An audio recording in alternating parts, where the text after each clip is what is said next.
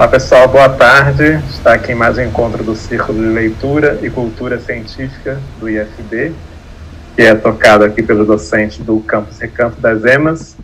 Hoje está aqui o professor Bruno Tardim, de Letras do nosso campus. Boa tarde, Bruno. A professora Bárbara de Barro, professora de Filosofia. Olá. Sou o professor Kaiser, de Biologia, e a gente tem como nosso convidado o professor Eric de Oliveira Leão, que é professor do campus Taguatinga. Olá pessoal, boa tarde. Está aqui em mais um encontro do Círculo de Leitura e Cultura Científica do IFB. Opa, teve um retorno aqui. O professor Eric Leão é formado em Física e em Filosofia pela Universidade de Brasília, UNB. Ele tem um mestrado em Filosofia também pela UNB e faz o doutorado em Estudos Clássicos pela Universidade de Coimbra. Boa tarde, Eric. Muito obrigado por aceitar nosso convite. Boa tarde.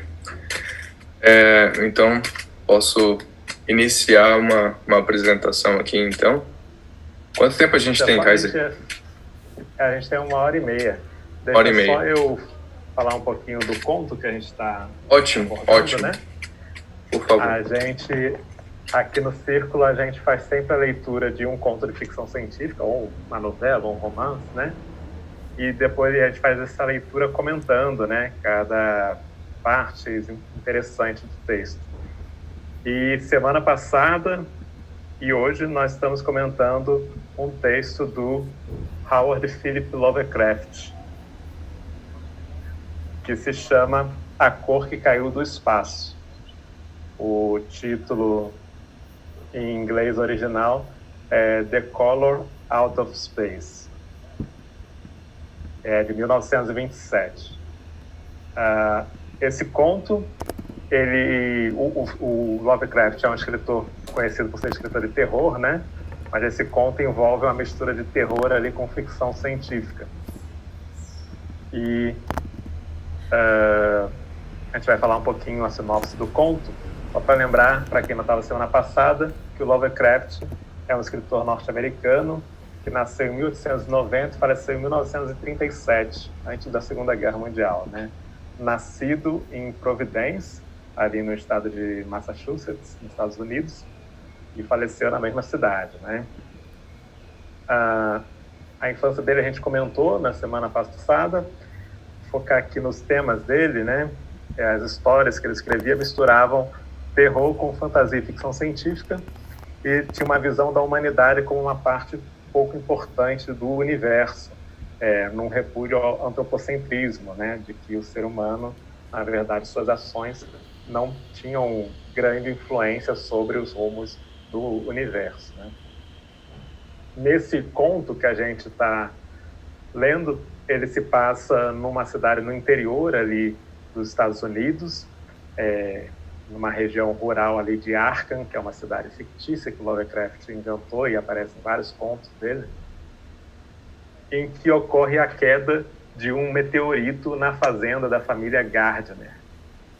E esse meteorito começa a desencadear situações estranhas na fazenda, né? Só para lembrar os personagens do conto, ele tem um narrador, sem um nome próprio, que é um técnico que está nessa região fazendo levantamentos para a construção de uma barragem que vai inundar uma região ali que inclui a fazenda dos Gardner. E ele vai descobrindo que a população da região considera essa fazenda como um lugar em que aconteceram coisas estranhas no passado. Esse técnico se interessa e vai procurar um morador idoso da região, que é o M. Pearson. Esse morador vai então relatar para esse narrador os acontecimentos do que eles chamam de dias estranhos, falando o que aconteceu com a família Gardner, né? Tinha essa fazenda em que o meteorito caiu ali ao lado do poço da fazenda, que era habitada pelo Nahum Gardner, o pai da família, a sua esposa, a senhora Gardner, e eles tinham 3 filhos homens, né? Tadeus, Mary e Zenas. E eu vou parar aqui a transmissão. Essa é uma sinopse bem curtinha do conto. para a gente poder começar a falar sobre ele. Eric, você quer comentar de alguma coisa sobre esse conto de forma geral? Assim? Não, eu tenho uma sequência para seguir, que eu sou etéreo. Eu começo a falar de várias coisas de forma não conectada. Eu preciso me ligar à minha sequência. Perdão. A gente, na semana passada, leu alguns dos trechos iniciais do conto, né? Bruno, você tem aí o PDF do conto com você? Tenho sim. Só um instantinho que eu localizo e abro ele aqui. A gente foi fazendo essa leitura e a gente parou justamente na parte em que pesquisadores da universidade levam uma parte do meteorito para ser analisada na universidade, né? Os pesquisadores colocados aí no conto como autoridades científicas que acabam não dando tanta importância aos fenômenos ali relatados pelo povo simples da região, né? Deixar o professor Bruno projetar o conto, o arquivo. E aí a gente vai avançar um pouco nessa leitura e parar para comentários. Na página 7.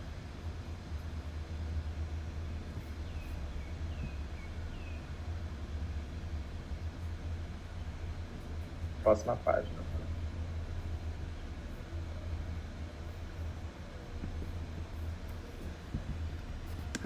Um pouquinho mais para baixo, próximo parágrafo. Aí vou continuar a leitura da onde a gente parou semana passada, só para falar dessas análises aí feitas pelos pesquisadores na universidade, né? Do pedaço do meteorito. Então, vamos lá. Quente como estava, testaram o espécime num cadinho com todos os reagentes indicados. A água não o afetou, nem o ácido hidroclorídrico. O ácido nítrico e mesmo a aqua régia apenas chiaram e respingaram contra a sua tórrida invulnerabilidade. Amy teve dificuldade em lembrar-se de tudo isso, mas reconheceu alguns dos solventes quando os mencionei na ordem costumeira de uso.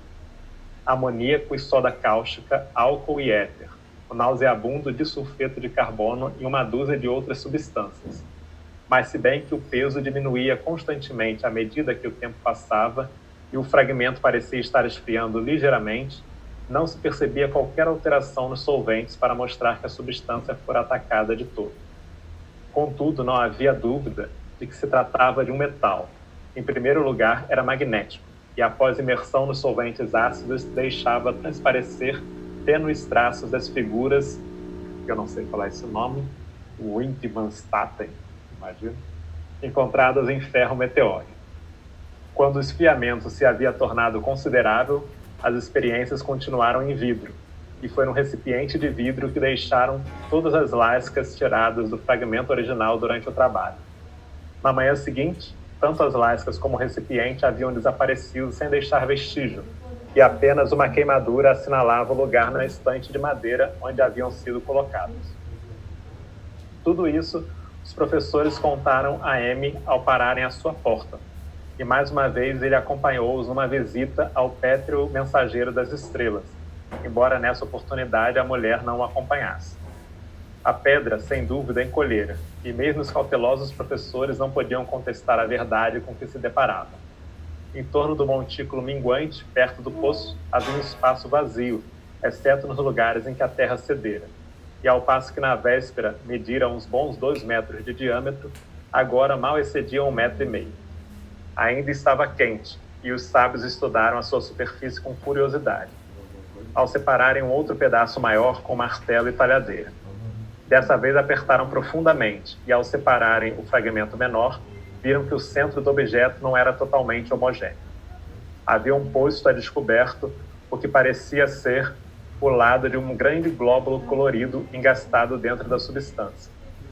A cor, que se assemelhava a algumas das faixas no estranho espectro do meteoro, era quase impossível de descrever, e apenas por analogia a chamavam de cor.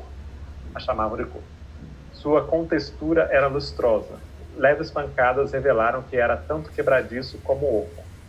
Um dos professores acertou-lhe uma pancada com um martelo, e o glóbulo rebentou com um pequeno estalido nervoso. Nada resultou, e a coisa toda desapareceu com a punctura, deixando atrás de si um espaço esférico vazio, cerca de 3 polegadas de diâmetro. E todos acharam provável que os outros glóbulos seriam descobertos à medida em que se esvaecia a substância circundante. Conjecturas de nada adiantavam, e assim, após uma tentativa inútil para encontrar outros glóbulos por meio de punctura, os pesquisadores se foram com seu novo espécime, que se revelou tão desconcertante no laboratório como seu predecessor. A parte o fato de ser quase plástico, possuir calor, magnetismo e uma ligeira luminosidade, de esfriar um pouco em ácidos poderosos, de ter um espectro desconhecido e de atacar os compostos de silício, tendo como resultado a destruição mútua, não apresentava quaisquer características de identificação. E nos fins dos testes, os cientistas da universidade viram-se obrigados a confessar que não sabiam classificá-lo. Não era deste mundo, mas um pedaço de outro universo e, portanto, possuído de outras propriedades e obediente a outras leis. A gente pode parar aqui e começar a comentar o texto.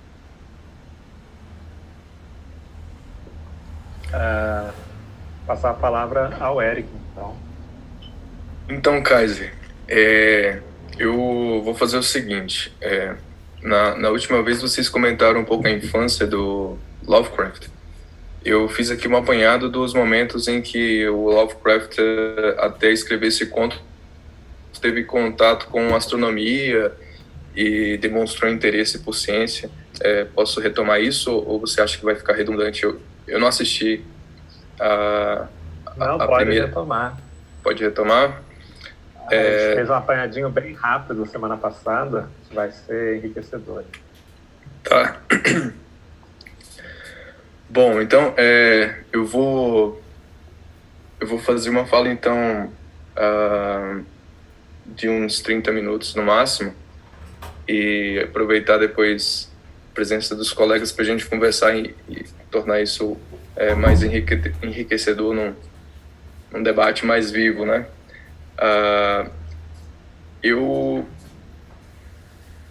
Primeiro eu queria comentar que eu tive dificuldades de dar a honestidade necessária para o autor por conta de ser um cientista, talvez.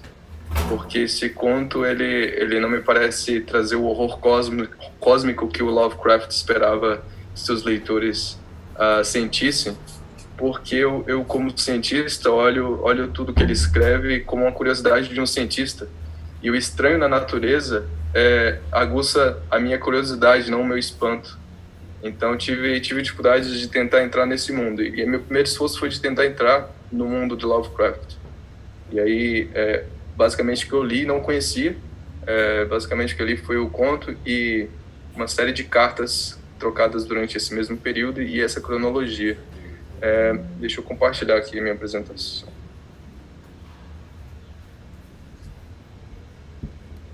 Todos bem aí? Então, bom, eu começo a cronologia de Lovecraft com o avô de Lovecraft, que foi uma figura muito importante para ele, uma figura que tinha uma biblioteca enorme em casa, nasceu em 1818, então bem no início do século XIX, e era rico.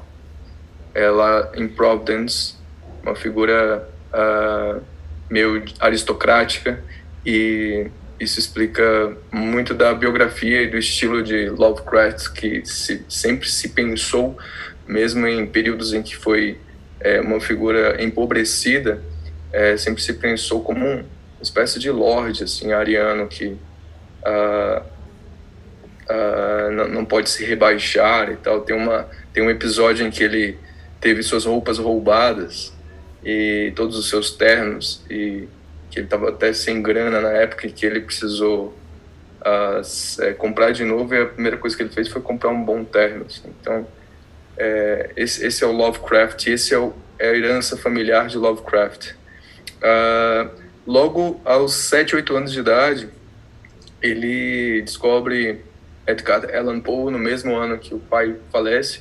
Uma das coisas importantes para a biografia e para a vida desse menino Lovecraft é que ele perdeu muitas pessoas durante a vida e teve muitos casos de adoecimento mental na sua família, assim.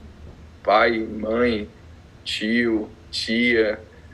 Parece que era uma família que tinha o que talvez hoje a gente poderia chamar de alguma depressão, assim, algo ligado a fenômenos ligados a doenças mentais.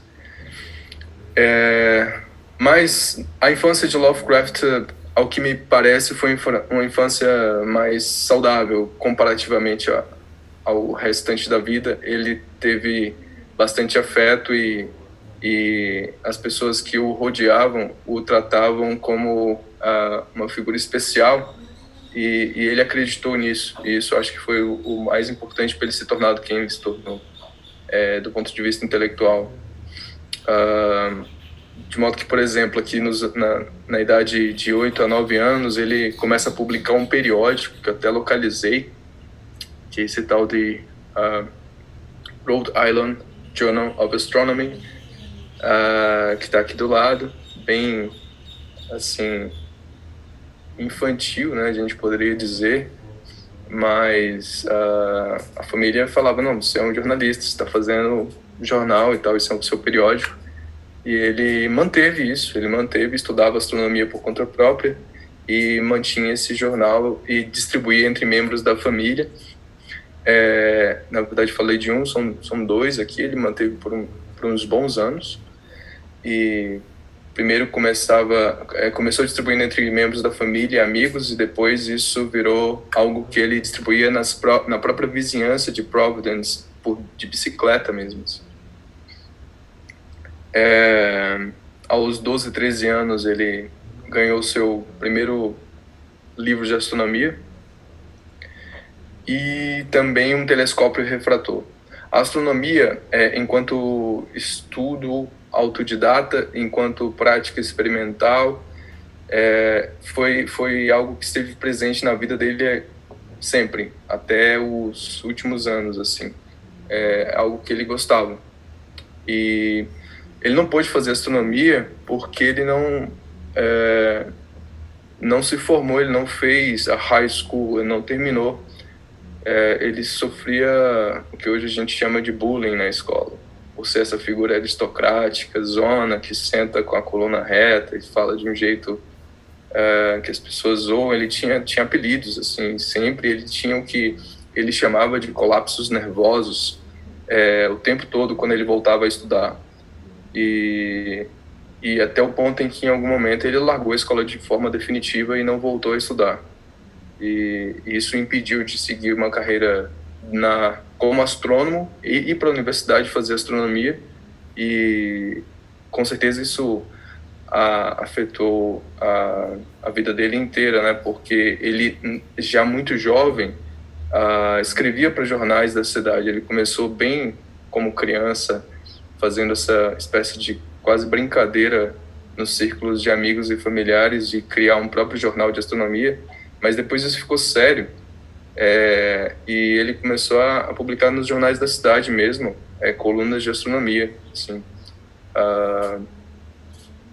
de modo que nas suas últimas tentativas de voltar a estudar, o seu nickname, o seu apelido era The Professor, o professor. Ele já tinha toda uma formação e um estilo que o descolava dos seus pares, né, seus coleguinhas. Isso é um fato importante. Ele fazia experimentos em casa. Tem uma cena da sua adolescência, dos 16, 17 anos, em que durante certos experimentos de química ele sofre uma enorme queimadura, e o que vai fazer ele sentir dor nesse dedo que queimou em tempos frios. Um outro fato que eu acho importante de mencionar é que o que essa cronologia alega para o fato dele não ter terminado os estudos, o fato dele ser ruim em álgebra. Eu não fui a fundo nisso, mas talvez seja uma espécie de motivação, entre aspas, para os colegas que fazem os cursos aí de exatas com o interesse em física e astronomia e se culpa por não saber as matérias de cálculo e ter dificuldade de passar nas disciplinas. Lovecraft, como um gigante intelectual, também teve essa dificuldade, e às vezes me parece, assim, vendo o que ele se tornou e o que ele conseguia fazer, assim, do ponto de vista intelectual, não me parece que essa fosse uma dificuldade do ponto de vista conteudista. Me parece que há algo além aí, ligado a uma dificuldade de relacionamento, a uma tentativa de aprender as coisas sozinho, sem pedir ajuda e tal, que é típica também dos nossos estudantes de exatas, que às vezes se frustram por não conseguir avançar nas disciplinas, por conta de pequenas dificuldades e que poderiam ser resolvidas com algum tipo de socialização mais saudável. Bom, e vários momentos da vida que aparece a palavra astronomia aqui, o tempo todo ele está iniciando novas colunas de astronomia. E tem um fato interessante para o nosso conto que eu encontrei nessa cronologia que talvez elucide um pouco essa ideia que me pareceu muito estranha, confesso, de fazer terror com cor. Durante toda a história da cultura, a cor foi sinônimo de beleza e não de feiura, não de monstruosidade, não de estranheza. Eu acho muito estranho que Lovecraft fale de cores estranhas. A minha reação não era de olhar para as cores e falar, pô, essas cores me assustam ou são estranhas. A única coisa que eu consigo lembrar da minha história, de olhar para a natureza e ver estranheza, tem mais a ver com animais, com bichos, como, por exemplo, quando eu deixei café numa garrafa durante 1 ano e quando eu abri depois tinha lá um fungo enorme e eu me assustei.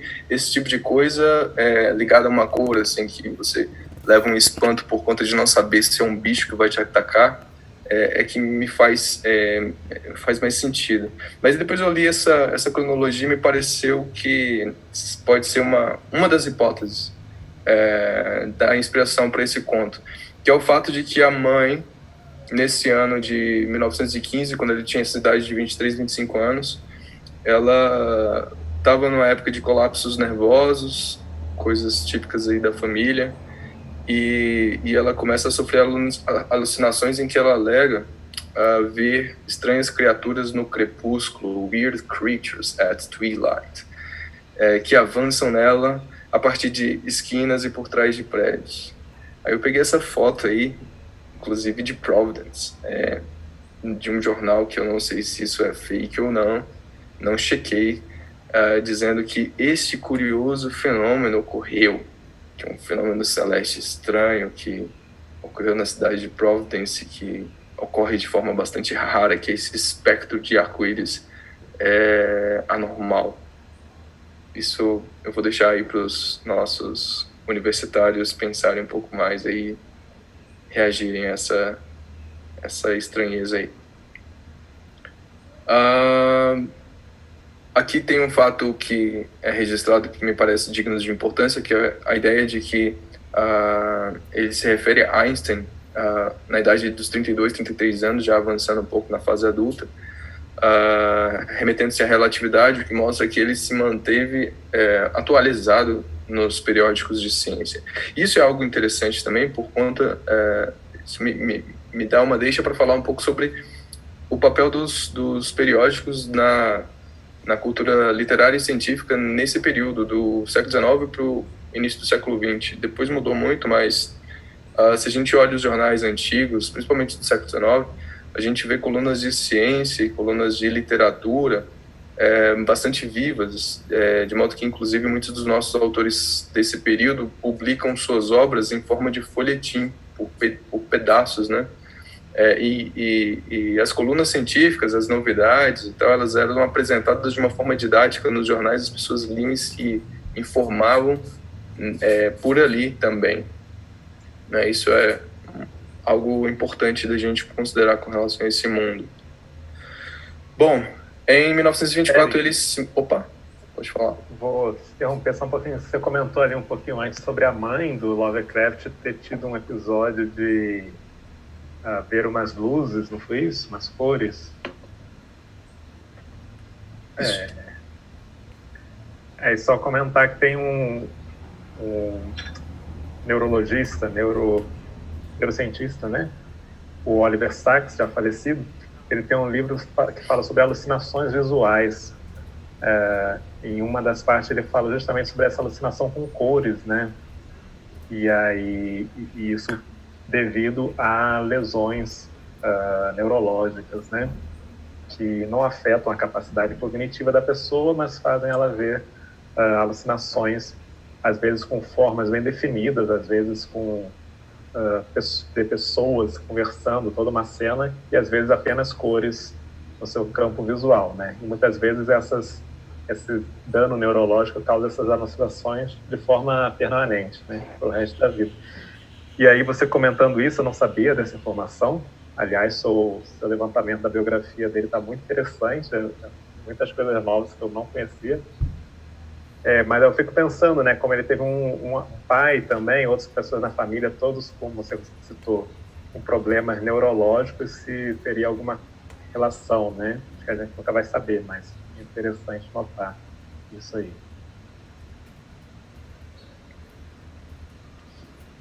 Legal, exatamente. Depois eu quero essa referência aí direitinho. Quer dizer, eu posso rever o vídeo, eu pego, mas muito legal. Bom, massa.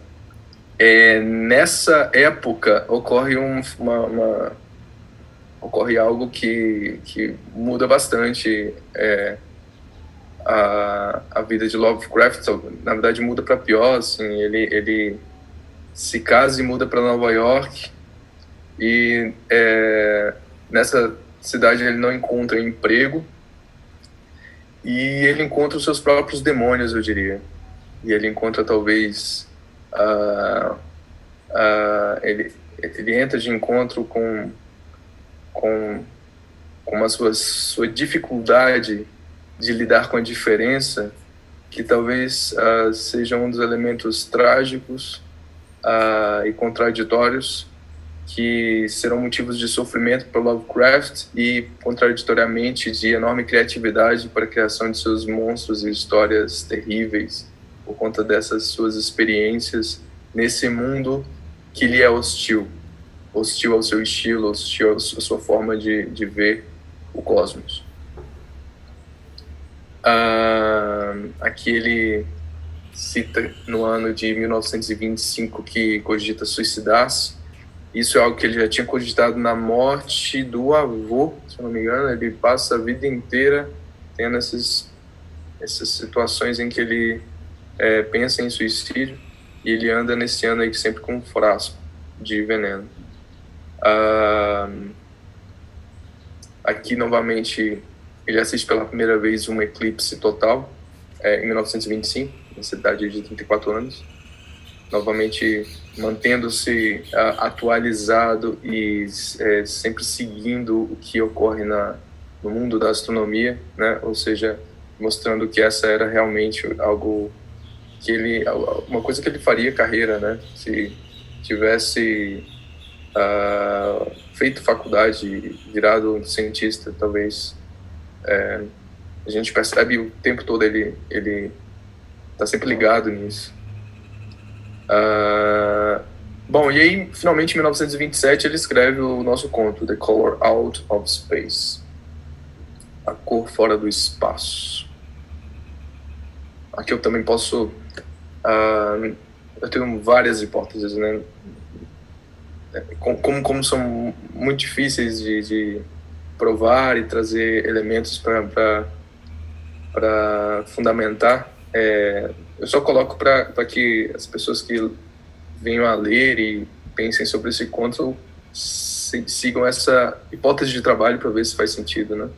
Eu penso que a ideia de color out of space talvez seja um nickname para color out of place, no sentido de uma cor que não deveria estar ali, do ponto de vista de alguém que tem dificuldades com a diferença, né? Isso é algo sutil que veio na minha cabeça. Chegou a comentar semana passada sobre esse título, né? Que as traduções em português fazem várias tentativas diferentes de traduzir, né? Então a gente achou a cor que caiu do céu, a cor que caiu do espaço, a cor do espaço profundo, a cor do espaço distante, várias traduções que acabam apagando um pouco esse sentido dúbio, né? Do título original que você citou agora. Exato, até porque em inglês é muito mais forte o uso, a acepção de pessoa de cor, man of color, people of color, do que em português. Eu acho que a gente usa menos hoje em dia, e teria que ver na língua portuguesa como é que a gente usou isso no passado, mas isso é muito mais vivo, né? Nos cartazes desse período americano em que você tem lá na porta dos restaurantes proibida pessoas de cor, tem lá a palavra color, né, de forma bem explícita. Então, a primeira coisa que eu fiz quando fui ler o conto foi olhar a biografia. E olhando a biografia, eu olhei o título, e essa ideia foi a primeira que veio na minha cabeça: The Color Out of Space. Tá, tudo bem, deixa eu ler esse conto aqui. Então, acho que é algo que é preciso manter em mente. Mas vamos avançando aqui, que eu tenho algumas hipóteses aqui de hermenêuticas para tratar de Lovecraft de uma forma geral. Em 1930, o planeta Plutão é descoberto, ele viaja para ver o eclipse solar. Em 1932, em 1935 ele vê o arco-íris lunar, fenômeno raro. Acompanha um cometa em 1936, ou seja, ele se mantém sempre até o final da vida, sempre associado à astronomia, sempre ligado a astrônomos e a fenômenos celestes, quase que como tentando manter vivo o sonho que ele não pôde perseguir. Bom, agora eu vou fazer uma leitura mais rápida para fazer, e se vocês quiserem parar em alguns momentos para comentar, vocês podem só me chamar aí. E aí, assim, a gente pode voltar também depois dessa leitura para um ponto específico que tenha ficado para trás. Eu escrevo dessa forma, em pequenos parágrafos, pequenos aforismos. Eu acho que depois fica fácil de voltar pelo número, né? Então eu fiz esse tópico aqui chamado Lovecraft e Mimesis. E vamos lá, vou passar a leitura.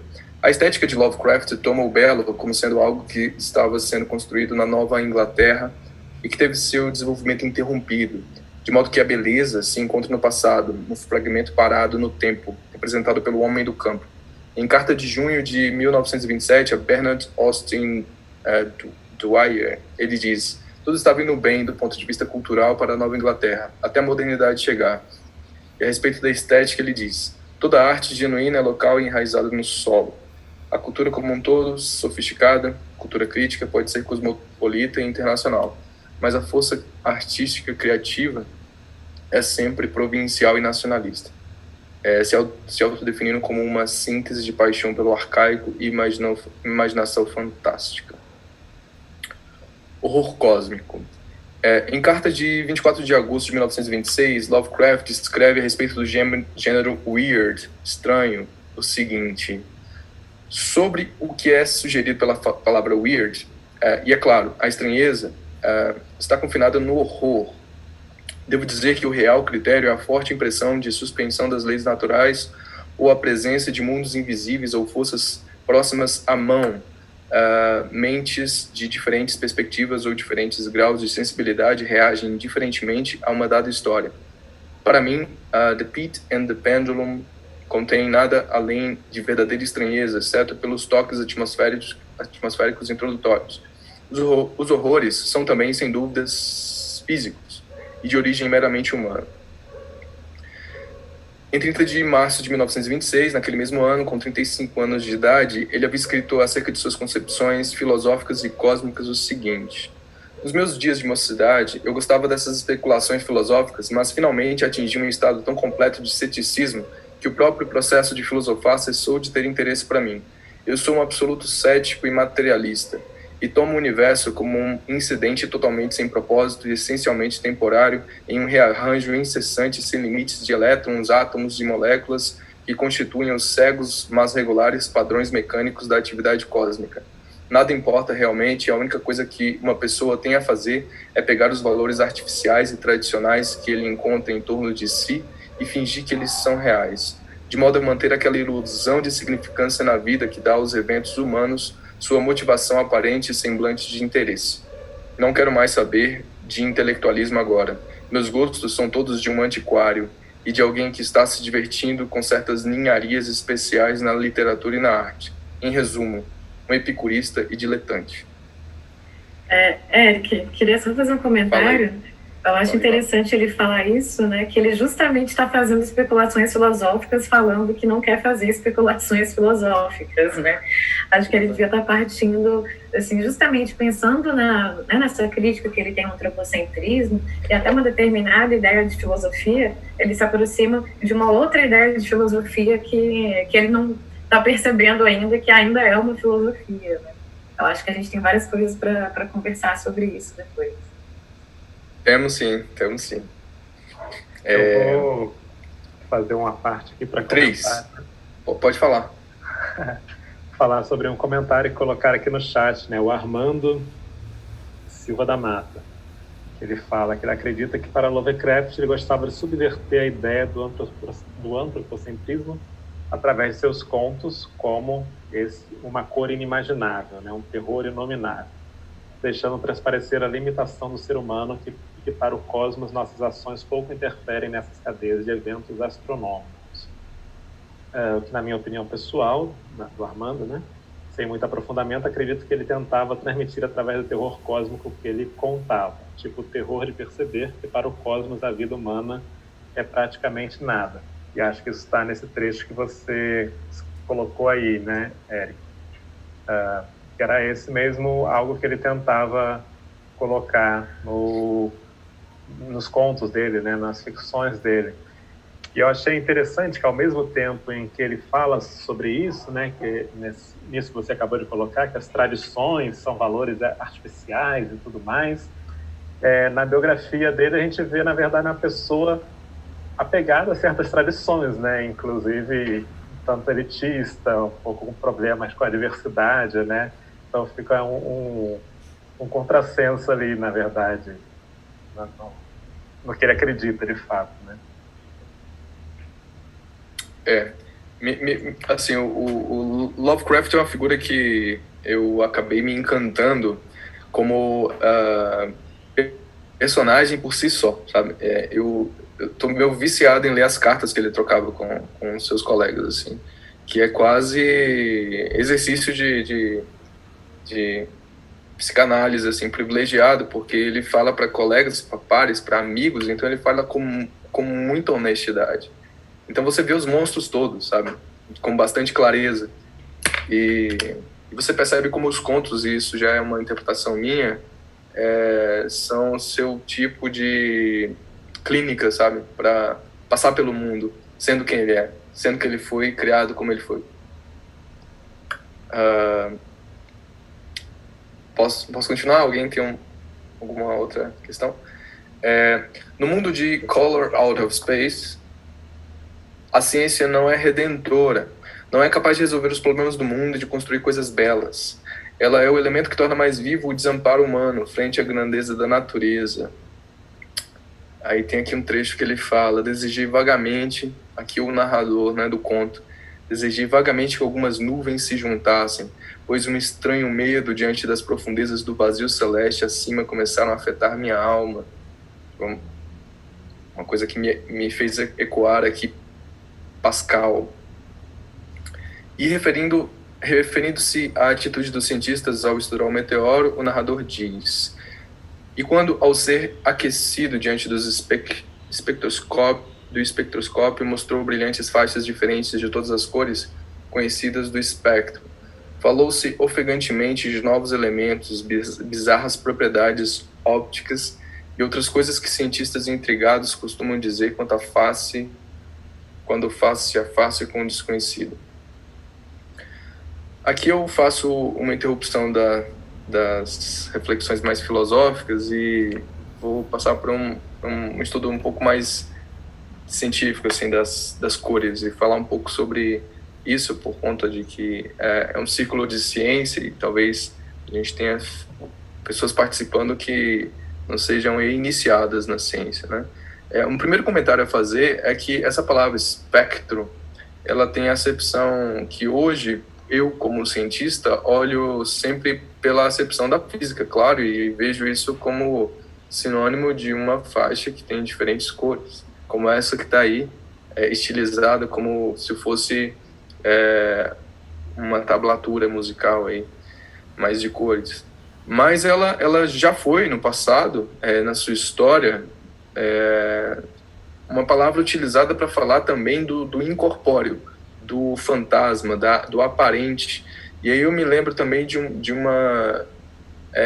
um casamento que Hesíodo faz entre espanto e ambarina, que em grego se fala electron, que é da onde a gente tirou a nossa palavra electron, e de onde nasce Íris, que é mensageira dos deuses, e uma espécie de figura que representa a filosofia também. De modo que Platão e Aristóteles se remetem a essa passagem para dizer que Hesíodo acertou ao dizer que a sensação de espanto é de onde nasce a filosofia. A sensação de não lugar que Sócrates tanto gostava de provocar nos seus interlocutores, de ficar perguntando, como uma criança que pergunta ao adulto insistentemente o porquê das coisas, e o adulto ao final do processo socrático infantil acaba se desviando e dizendo que não sabe, manda parar de perguntar. E essa sensação de espanto ela é criada com um casamento com essa figura que eu ainda quero entender melhor, que é essa ideia do âmbar, que, se vocês olharem, ele pode, em contato com a luz, gerar algumas cores variadas, e que, se a gente faz ali algum atrito, isso já era conhecido desde a antiguidade, a gente gera essa energia vital na matéria, que hoje a gente chama de eletricidade estática, que para os antigos era uma espécie de algo mais mítico, né? E disso sai o íris. E eu acho fantástica essa noção hesiódica comparada à nossa noção moderna de difração da luz com um prisma.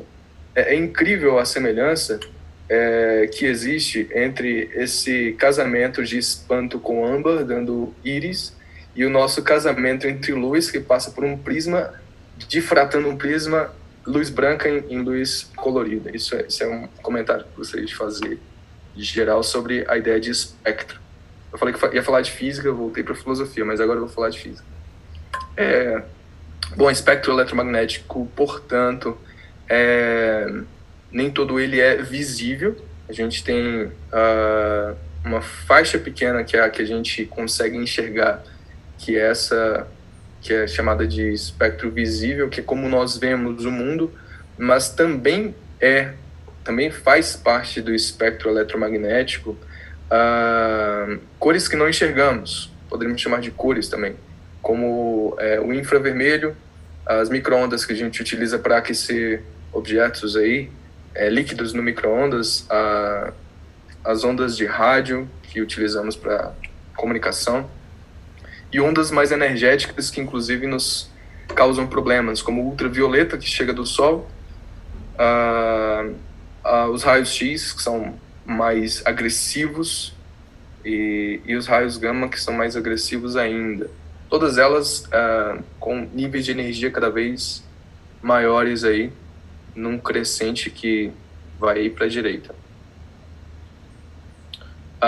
Na série Cosmos, na nova série do Neil Tyson, tem uma cena que eu acho interessante para mostrar o que significa isso do ponto de vista estético e até biológico. Ele coloca essas várias imagens que seria como nós veríamos o mundo se a gente tivesse olhos capazes de enxergar em outros espectros de luz, né, e outros espectros visíveis, né?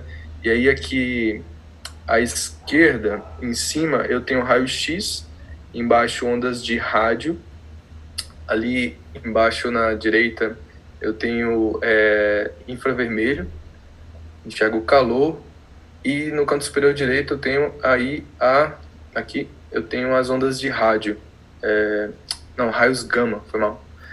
Então, o mundo nos pareceria diferente, e de fato o mundo parece diferente, inclusive para espécies que se adaptaram para ver faixas de comprimento de onda diferentes, como por exemplo a cobra, que enxerga em infravermelho, que corresponderia a esse canto inferior direito aqui. Insetos, aqui, né, também. Insetos, a gente tem inclusive cores que são mais vistas, né? O espectro de absorção, isso a gente vai ver já, dos olhos de animais diferentes, ele é mais sensível para cores diferentes. Isso também tem uma implicação nos quadros que as pessoas enxergam, na forma como elas veem o mundo também. E passando para essa área da espectroscopia, que é o que nos permite, inclusive, por exemplo, saber como que é a composição de planetas, né, e estrelas principalmente, né, a atmosfera de planetas, mas mais estrelas, que é o seguinte. Bom, primeiro, um espectro é aquilo que a gente já tinha, que eu já mostrei, e o espectro contínuo seria esse primeiro aqui, esse tipo de espectro em que eu não tenho nenhuma... eu tenho continuidade, né? Eu tenho ele todo preenchido, que é o que a gente consegue, por exemplo, com essa bela imagem, que é a imagem de dispersão da luz em um prisma. Esse é um experimento que a gente faz no nosso laboratório lá de física do campus Taguatinga, no IFB. E basicamente, para conseguir um espectro desse, a gente precisa de uma estrutura como essa que está aqui na frente, que é a ideia de você ter um material altamente de alta densidade aquecido. Você, por conta desse aquecimento, ele emite uma radiação bastante distinta, cobrindo o espectro inteiro. E você, em seguida, difrata isso com algo como um prisma, mas pode utilizar também uma rede de difração. E aí você tem essa figura aqui espectral. Mas há outros tipos de espectro que são bastante significativos. Esse aqui é o meu preferido, que é um espectro que você consegue se você pega um gás. Aí aqui perceba a diferença de um material antes que era denso e é aquecido, e agora um gás. A diferença de um material sólido para um material gasoso está na baixa interatividade entre moléculas, de modo que ao aquecer o gás, o que nós aquecemos é cada uma das moléculas, e não há emissão de radiação ligada à interação entre elas. Em um material denso, você tem radiação que é emitida também por conta da interação entre moléculas. De modo que a radiação emitida, ela não é completa, não é contínua, ela apresenta alguns picos de emissão, e esses picos de emissão, eles são característicos de elementos específicos, né? Então, você tem um espectro específico para cada elemento. É como se a gente estivesse olhando, então, para um código de barras das substâncias, de modo que a gente consegue ter uma forma de saber que tipo de substância a gente tem, né? Eu gosto de apresentar, quando eu dou aula de física, esse tipo de abordagem mais experimental, já que a gente está falando de Lovecraft, para mostrar o aspecto não mítico que os livros, na sua apresentação paradigmática e meio mítica da ciência, acaba transparecendo, que é essa ideia de que o átomo é um sistema planetário, sabe, com um Sol no centro e partículas se movendo em torno, mas a gente nunca viu isso. E a gente nunca vai ver, porque ver significa olhar o que sai de uma certa interação com a matéria. E a gente nunca sabe como essa matéria é, sem a gente interagir. Ou seja, ver significa interagir e significa bagunçar. Então a gente não olha para a matéria nunca. O que a gente vê é reflexo. A gente vê alguma coisa que sai a partir de um procedimento experimental. E isso é importantíssimo. E o que a gente tem aqui é exatamente isso. A gente tem um dado experimental e o que a gente precisa fazer é construir um modelo. E aí sim os modelos envolvem essas imagens que a gente constrói e coloca nos livros didáticos. Mas essas imagens são só os mitos. Elas não são os fatos. Os fatos são essas coisas aqui realmente espantosas, para utilizar aí a linguagem do mito. Paralelo a esse espectro, que é o espectro de emissão descontínua, ligado a essa característica das substâncias, eu tenho um espectro de absorção, que envolve a emissão de um espectro contínuo por uma substância densa aquecida, que é feita passar por um gás frio. Esse gás frio aqui significa a emissão dele é baixa para a gente detectar com o nosso experimento, né? De modo que o que eu vou detectar aqui do outro lado é o que esse gás conseguiu absorver. E a gente sabe, por experiência, que da mesma forma que as substâncias emitem, elas absorvem nas mesmas faixas espectrais, elas gostam de cores específicas, né? Para quem está estudando modelos atômicos, essa cor específica que a matéria gosta tem a ver com por exemplo, com o tipo de transição eletrônica que um átomo de hidrogênio faz quando ele sai de um nível eletrônico para outro nível eletrônico. E essa diferença de níveis eletrônicos, ela me dá a radiação específica do tipo de energia que essa substância gosta de se alimentar ou gosta de emitir. De modo que, olha só a vantagem do espectro de absorção. Quando eu olho para a luz de uma estrela como o Sol, por exemplo, o espectro não é contínuo, porque a luz que é produzida lá no interior do núcleo do Sol, por meio de reações de fusão nuclear e emissão de espectro contínuo, ela, ao passar pela atmosfera do Sol, ela interage com os próprios elementos que estão lá na superfície do Sol, e esses elementos absorvem essa energia, de modo que a gente tem condições de olhar para o espectro, ver o que está faltando, olhar para os nossos espectros de emissão específicos que nós aqui na Terra construímos por meio dos experimentos, e a gente compara e sabe o que tem lá no Sol, o que tem lá na superfície. A gente não precisa viajar lá para ver o que está acontecendo lá. A gente só olha e fala, não, peraí, esse espectro aqui, ele parece esse espectro de absorção de alguma coisa que foi emitida e passou por algum gás que consumiu esses pedaços de onda eletromagnética. Então, essa é uma aula que eu acho importante para a gente perceber a importância que é o estudo das cores para a astronomia, o estudo da espectroscopia para a astronomia e também para as ciências dos materiais de uma forma geral, que é o que nos permite enxergar a matéria. Sem luz, sem cor, sem espectroscopia, a matéria não seria invisível. A gente não ia conseguir ver elementos novos, impureza, construir materiais com características específicas e coisas do tipo. Eric, pode falar. Vou fazer uma pergunta. Nesse tipo de análise que se faz para identificar substâncias em outros corpos celestes, né? Como você deu o exemplo do Sol, mas que é feito com outras estrelas também. Ele é concentrado num aspecto só da luz visível para nós ou um espectros mais amplos? Com certeza, não. Essa pergunta é boa porque a gente não está limitado ao que a gente consegue enxergar, não é?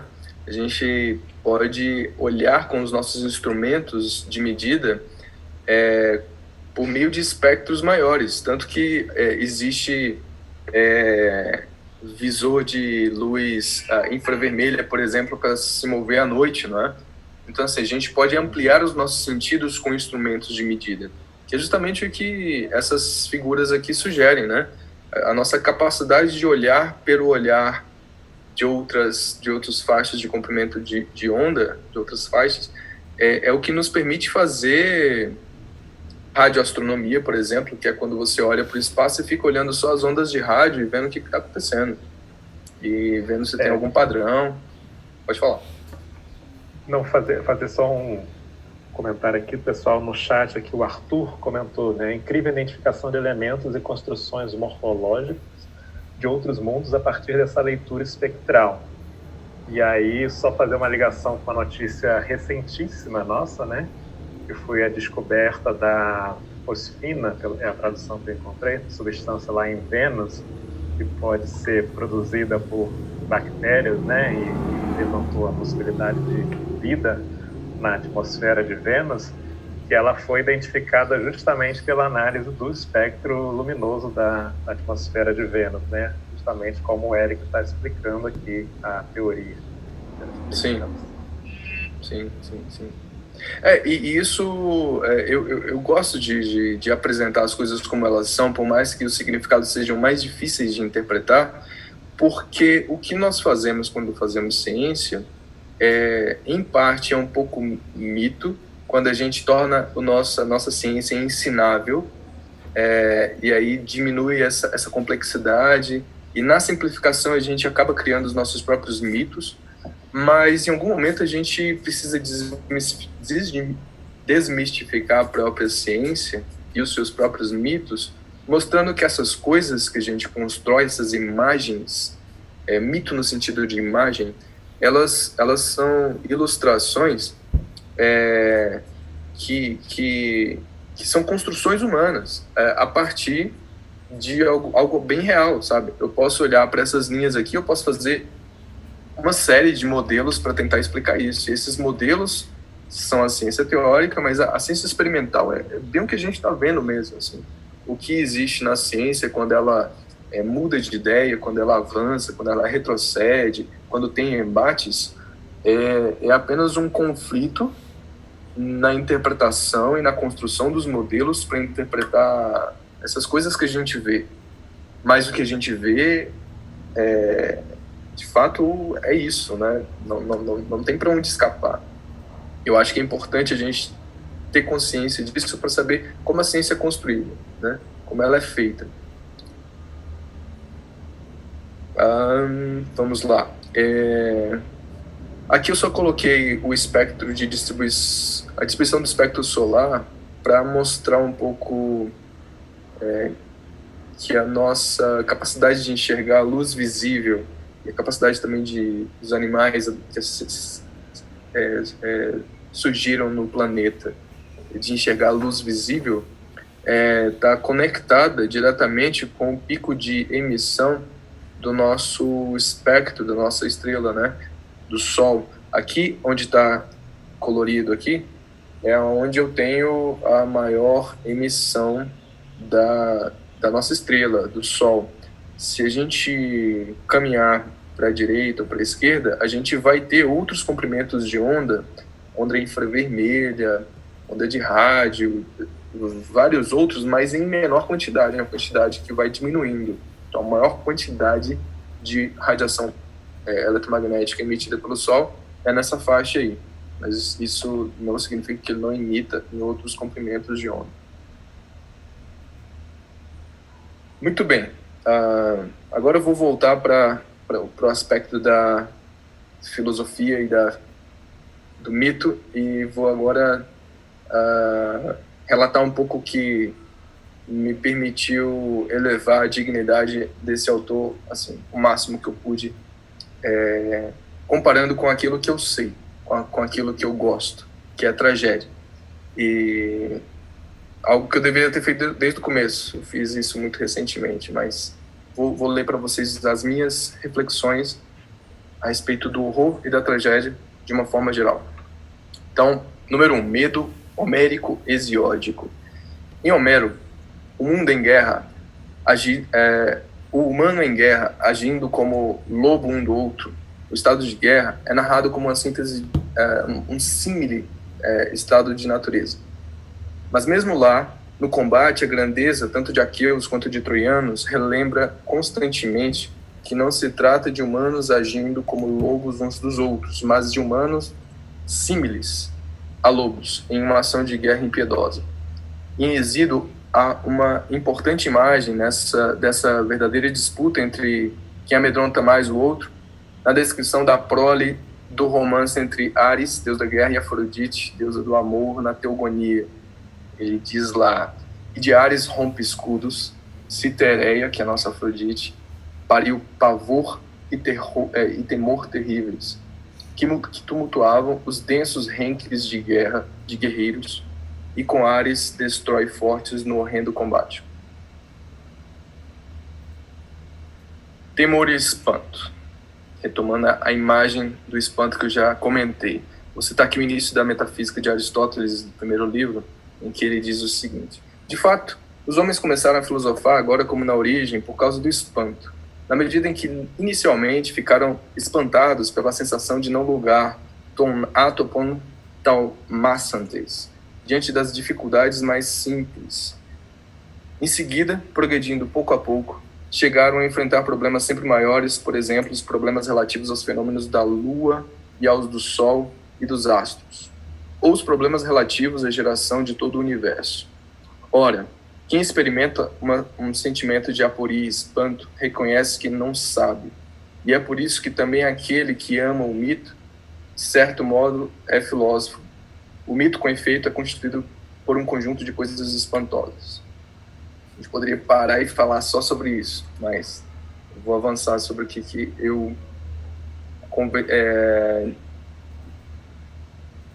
eu avancei mais sobre nessa questão.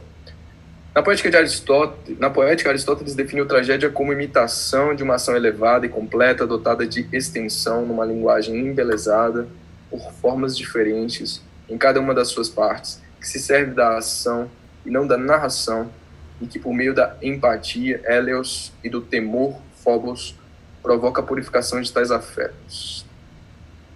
Se considerarmos o temor como um tipo de espanto, falta-lhe apenas a empatia com relação à mimesis poética de alguma personagem para que se torne consciência trágica, com relação às representações trágicas em geral, inclusive daquelas não escritas, pré-reflexivas, na cabeça de leitores, autores trágicos do cosmos humano, quando buscam compostos hermenêuticas pessoais da realidade, sempre a partir de uma não maniqueização das personagens que compõem cada um dos dramas de nosso tempo, ou de outros tempos e espaços que nos afetam, e sobre os quais algo é imperativo em nós na direção de construir sentido e compreensão.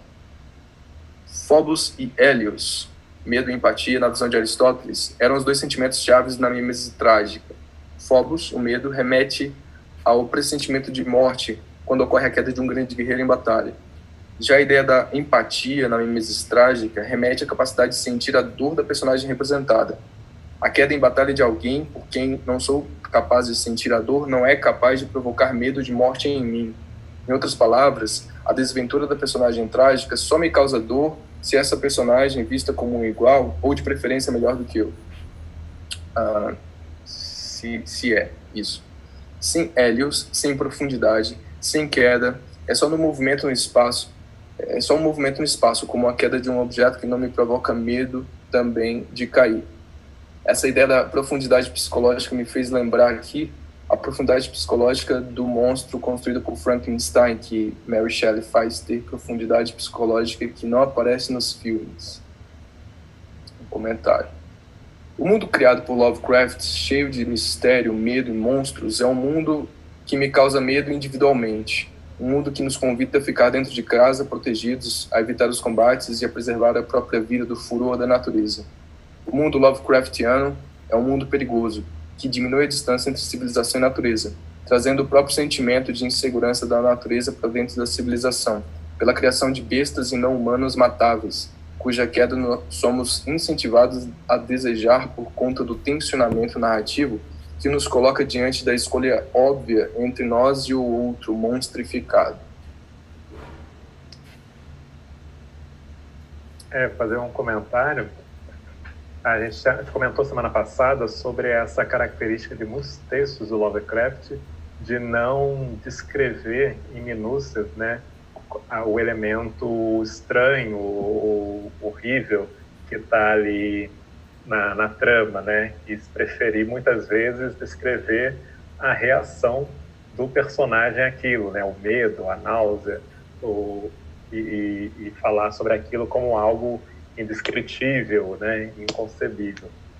E parece aí, pelo que você colocou, ele focar nessa questão da empatia, né, ele trazer o horror, trazendo a empatia do leitor pelo sentimento de medo do personagem, mais do que pela descrição de um monstro ou de algo assim. Legal. A gente nunca é monstro lá, né? A gente nunca tem noção do que é ser o monstro.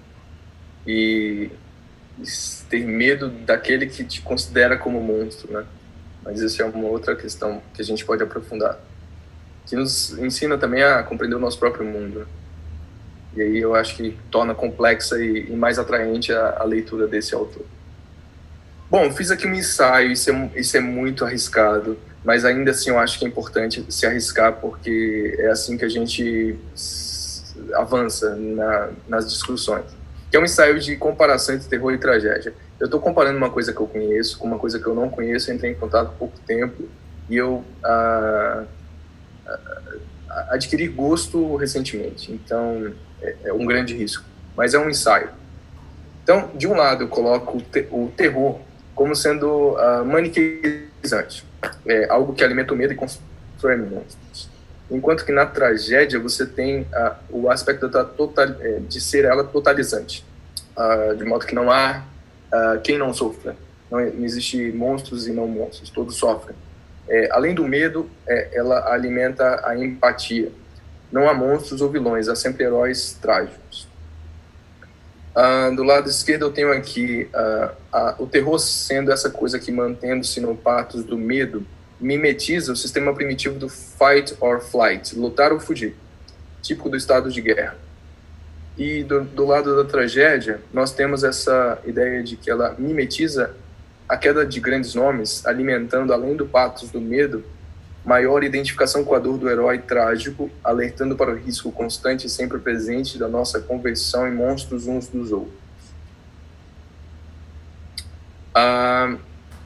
Do lado do terror eu tenho a mimesis de indivíduos isolados, indivíduos sem amigos ou com poucos amigos. E do outro lado, na tragédia, eu tenho mimesis de indivíduos em algum coletivo, sempre. Do lado esquerdo, eu tenho aqui a ritualização do desamparo diante dos perigos do cosmos. Isso é um elemento importante em Lovecraft, e depois eu quero aprofundar até nisso. E do lado da tragédia, eu tenho essa ideia de ritualização dos abismos da vida social. Do lado do terror, mimetização da perda do paraíso por conta de algum monstro. E do lado direito, a mimetização do erro de grandes personagens que têm tudo para acertar o alvo e ainda assim o erram devido a algum tipo de excesso. Aí tem essa imagem aqui das bacantes de Eurípides que eu encontrei como um símile interessante para pensar o monstro como essa alteridade invisível e que nos regozijamos em matar, em destruir, né? E aí eu diria que se as bacantes, ao matar e decepar Penteu no alto da montanha, descessem com a sua cabeça fincada numa lança e a narrativa tivesse terminado, aquilo teria sido uma narrativa de terror.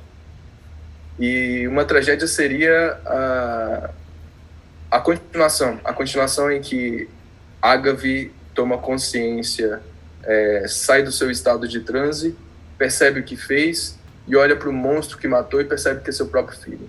Então acho que essa é uma distinção que eu pensei entre esses dois tipos de mimesis colocadas lado a lado para a gente refletir.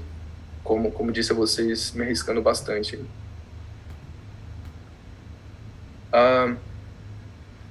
Kaiser, como é que estamos de tempo?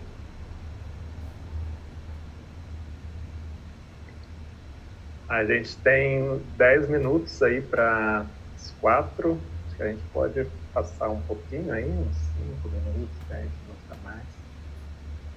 Tá, eu vou escolher então alguns tópicos para ler, para finalizar a guisa de conclusão e a gente encaminhar uma conversa sobre essas coisas todas que são mais vivas no debate. As minhas considerações finais, então, vamos lá. Sim, eu vou ler as considerações finais. A literatura é uma dessas tecnologias preciosíssimas que nos ensina que humanos são seres de carne e osso. Nossa experiência no mundo atual nos deseduca o tempo todo acerca da leitura dos afetos, como se a razão fosse o principal em nós. Mas o esquecimento de nossa irracionalidade de base, como movimento de fundamento emotivo, torna invisível a realidade, descola seres sociais e cria narcisos individuais com baixa autocompreensão social, facilmente amedrontados e constantemente manipuláveis. Não é de falta de conscientização, não é a falta de conscientização que nos descola do mundo.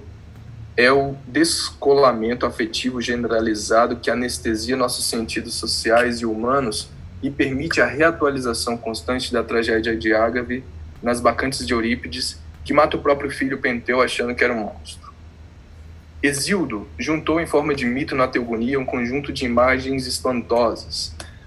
Há muito de mítico nas imagens criadas por Lovecraft em sua narrativa, e talvez tenha sido essa a intenção de Lovecraft: retomar a força do mito, manter viva a sensação de espanto com relação ao desconhecido, em relação aos mistérios da natureza, depois do processo de desencantamento do mundo provocado pela modernidade. Uma espécie de revolta contra o esvaziamento da sensação de espanto provocado pelo mundo, ou um enorme grito inconsciente de protesto contra a modernidade ou mesmo de socorro. Se o mito, conforme Aristóteles, é uma coleção de imagens espantosas, Lovecraft, com sua vida e obra, nos mostra que o mito não está morto. O esclarecimento e a modernidade manteve dentro dos muros da civilização os estados de natureza, motivos para nos mantermos espantados, desde que enxerguemos as estruturas terríveis de monstrificação generalizada que nos colocam como demônios uns dos outros. O horror mantém o mito vivo, e sua irmã grega, a hermenêutica trágica, é uma das formas de tornar visível não só os monstros, mas as estruturas que os criam e nos mantém amedrontados como lobos uns dos outros, e com isso ir nos purificando desse medo cósmico, natural e social, seja enquanto seres aterrorizados com o mundo, seja enquanto monstros dos outros. Lovecraft sofreu durante toda a sua vida, e dedicou-se também por toda a vida ao bom combate contra seus próprios demônios. Talvez seja essa, ontem como hoje, a mais frutífera fonte de monstros, o sofrimento. As pessoas sofrem e esse horror é capaz de atingir a todos. Sempre vemos coisas que ninguém vê. E muitas vezes, essas coisas que nos apavora em uma espécie de horror essas coisas que nos apavora é uma espécie de horror microcósmico. O menino Lovecraft escreveu, lidou com seus demônios dessa maneira. Tal como ele, podemos escrever, pois essa é também uma tecnologia que temos à nossa disposição, a mimesis. Ao lado da mimesis do medo, cabe lembrar a importância da comédia, essa nobre irmã da tragédia, e toda a sua tecnologia de construção de espelhos adequados aos aterrorizados, de modo que enxerguem seus próprios demônios, aprendendo a lidar melhor com eles e atingindo o estado de saber também rir de si mesmo e lidar melhor e de forma mais avançada contra estruturas monstruosas. Por mais que avancemos individualmente no caminho do desencantamento cósmico, da destruição dos mitos, dos ídolos e do medo, indivíduos novos estão sempre surgindo para renovar o espectro de temores. E a nós, cientistas, cosmicamente desamedrontados, cabe-nos, nos vários círculos de cultura científica do mundo, levar a sério o poder dos monstros, o nascimento de novos Cthulhus, de novas cabeças de Hidra, que esperávamos ter já vencido. É isso. Muito bom, adorei isso. Finalização dos seus comentários, né?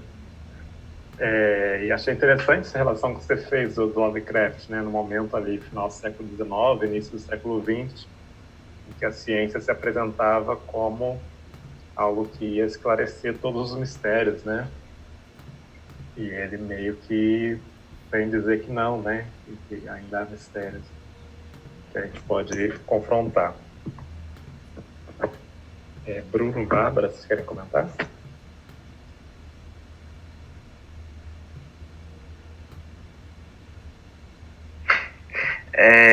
Eu só tenho um acréscimo, mas eu acho que a Bárbara, se ela tiver algum comentário, ela pode fazer.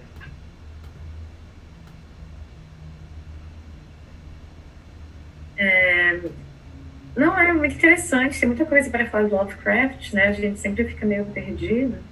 Em relação ao esquema do desencantamento do mundo, eu acho muito interessante que, na realidade, eu acho que quando o Lovecraft ele tem toda essa intenção de trazer o terror e o desconhecido, o inominável, o incognoscível, ele está fazendo uma crítica muito grande à ciência, né? Porque a ciência, na sua visão moderna, na sua visão de evolução, de progresso e de desencantamento do mundo mesmo, ela nunca vai ser efetiva.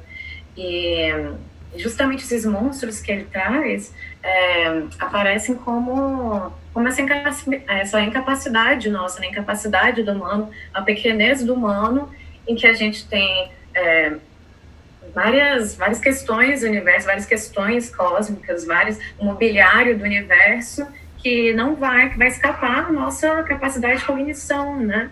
Eu acho que ele tem muito a gente pode dizer, ter uma leitura kantiana do Lovecraft, pensar assim, como quando ele traz esses horrores, quando ele traz uma cor que a gente não consegue, que não faz parte do nosso vocabulário, né? Que a gente não tem uma estrutura linguística, semântica para lidar com o desconhecido. Acho que ele tenta trazer isso, né? E dizer que, na realidade, o ser humano ele não tem capacidade de desvendar os mistérios do cosmos, porque eles escapam à nossa capacidade de compreensão, né? A gente é uma pequenez, assim, um pedacinho de areia ali que não consegue entender as coisas, né? Então, acho que quando ele traz toda essa grandiosidade, assim, essa magnitude cósmica, ele tenta demonstrar isso, assim, que a ciência, por mais que a gente tenha toda a questão da objetividade, da neutralidade axiológica e tudo mais, ela ainda assim é um instrumento humano, né? E às vezes nem a própria ciência consegue ajudar a gente a desvendar esses mistérios, que são mistérios que não estão inscritos numa linguagem que é dada a nós mesmos lermos, né? Eu acho muito interessante essa perspectiva.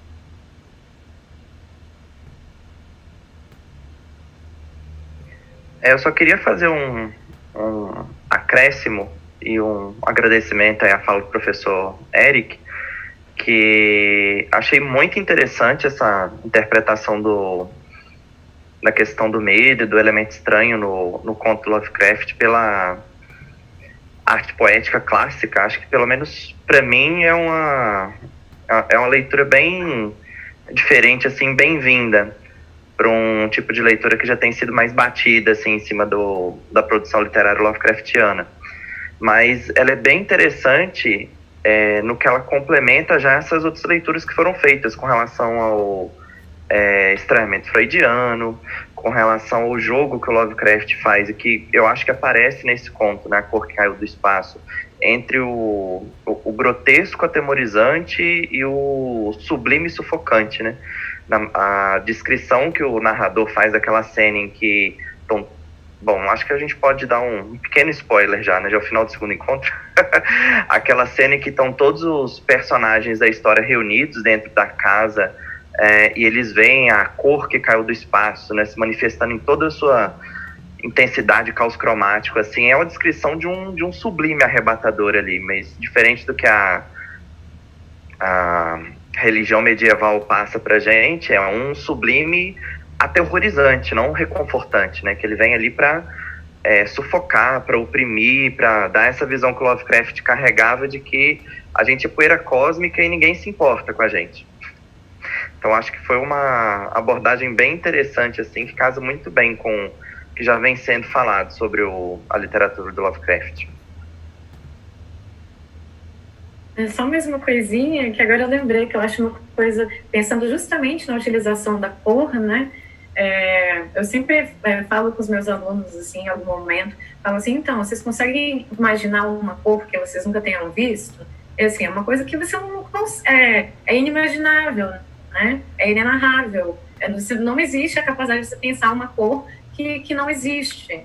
Então, acho muito interessante usar esse artifício da cor, porque ela esgota a nossa imaginação, né? Não é que nem quando a gente tenta construir uma coisa que não existe através de composição e tudo mais. É uma coisa que você não tem como explicar. Então, com um monstro, é mais difícil você fazer isso. Que, por exemplo, a gente consegue imaginar a figura do Cthulhu, a gente consegue imaginar outras figuras monstruosas, mas uma cor que a gente não...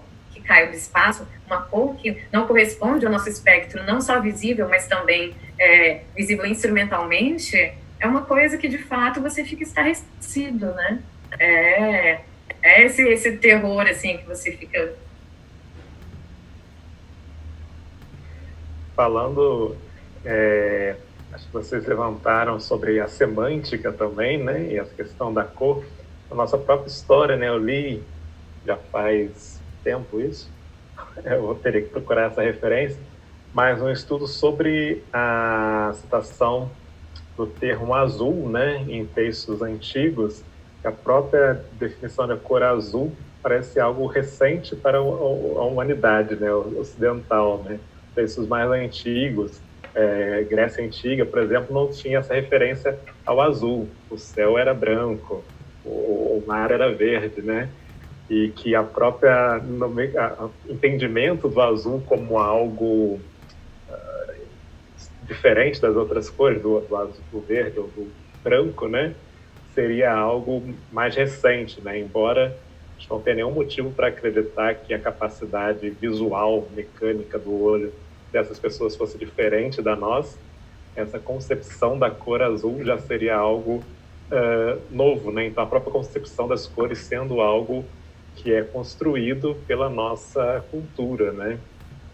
Nesse mesmo trabalho que eu li, falava da questão do branco, né?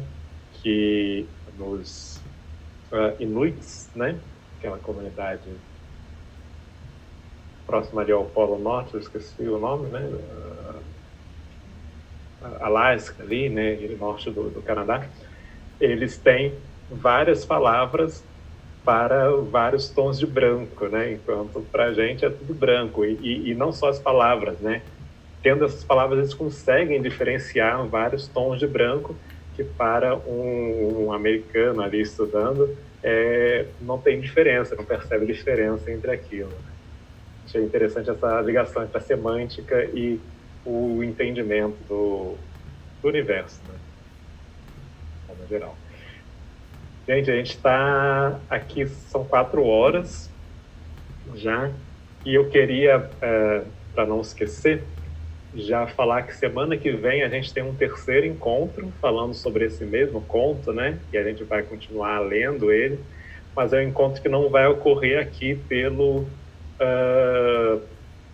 YouTube. Nossos terceiros encontros vão ser fechados com participantes que podem entrar na videochamada e comentar, falar sobre as suas impressões da leitura. Então, quem tiver interesse em participar, faça contato com a gente. Quem é do campus Recanto das Emas pode fazer contato direto com os professores. Quem não é, tem o nosso perfil do Instagram, né? O @Círculo de Leitura IFB. Pode mandar uma mensagenzinha lá, a gente dá acesso ao texto, que aliás vai estar no link da bio do perfil, para o pessoal que quiser ler antes já. E a gente dá no dia o acesso ao link, né, para a gente fazer um encontro não transmitido para as pessoas ficarem mais descontraídas, né? Às vezes quem está tímido aí de participar, de comentar um vídeo, né? Imagina, uma live do YouTube, vai ser uma coisa então mais petit comité, mais privada, tá certo? E a gente já convida todo mundo, inclusive o Eric, se tiver oportunidade de participar, para retornar aí, conversar com o pessoal, alunos e pessoas da comunidade externa. A gente tem que se encaminhar já para o final da transmissão. Queria deixar para o Eric, se ele quiser fazer algum comentário final. Na verdade, queria convidar as pessoas a irem até esse autor e ler seus contos, ler também um pouco sobre a sua vida, tentar enxergar o mundo a partir do espectro desse Lovecraft e também continuar esse exercício de enxergar por meio das várias leituras que a literatura nos permite dispor, o exercício de enxergar o mundo por cores diferentes, de autores diferentes, de estratos sociais diferentes, para que os nossos temores diminuam, ou a gente saiba lidar melhor com os nossos demônios. Mais isso. Bom, Eric, eu vou concluir comentando sobre duas postagens aqui no nosso chat ao vivo. O nome do perfil é Minateando, que comenta que a gente está falando sobre o Lovecraft bem no período em que lança uma série inspirada nele, né? Que é a Lovecraft Country, que está passando na HBO, né? É bom lembrar que o Lovecraft Country é inspirado em um livro de mesmo nome, que na verdade é escrito pelo Matt Huff, um outro escritor americano, que se inspira no Lovecraft para escrever esse livro, misturando aí esse horror Lovecraftiano com questões étnicas, né, raciais dos Estados Unidos da década de 50. E também tem um comentário da Camila Suemi, que ela fala: é o segundo círculo de leitura que assisto e preciso parabenizar os professores por elaborarem conteúdo tão rico e completo, por proporcionarem um espaço de acolhimento para quem gosta de Lovecraft. Que bom que você gostou, Camila. E a gente já te deixa também o convite, como a todos os outros, para participar semana que vem da videochamada e poder falar aí o que você acha do Lovecraft, desse conto e de outros contos aí que você gosta dele. Estão convidados. A gente vai encerrando por aqui, então, pessoal. Agradeço novamente imensamente pelo Eric Leão, por essa verdadeira aula que ele deu aí, tanto na parte da física quanto da filosofia clássica aí. Foi incrível, realmente. E, claro, agradeço aos meus colegas, a Bárbara, o Bruno, a Gaia, que faz a transmissão, e a todo mundo que assistiu. A gente vai indo embora. Até a próxima semana, então. Tchau, pessoal. Tchau, pessoal. Até o próximo encontro.